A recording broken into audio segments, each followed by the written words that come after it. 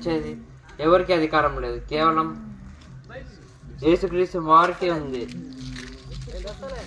యేసుక్రీస్తు వారికే ఉంది పాపాలు క్షమించడం. ప్రభువైన యేసునందు విశ్వాసం ఉంచండి, అప్పుడు మీరు కూడా పాపాలన్నింటినీ క్షమించి మిమ్మల్ని కూడా పరలోక రాజ్యంలో చేరుస్తాడు. పాపానికి వచ్చే శిక్ష మరణము. మరణము అంటే నరకము. నరకము అగ్ని ఆరదు, పురుగు చావదు, ఎంతో ఘోరం.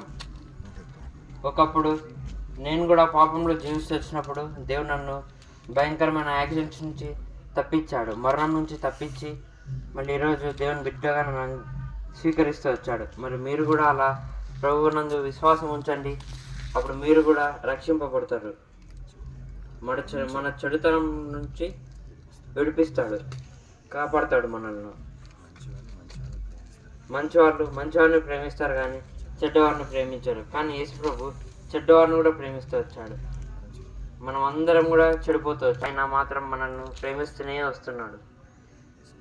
చూడండి, అప్పుడు మీరును మీ ఇంటి వారు గొప్ప రక్షణ పొందుతారు. మీకోసం ప్రార్థన చేస్తున్నాం.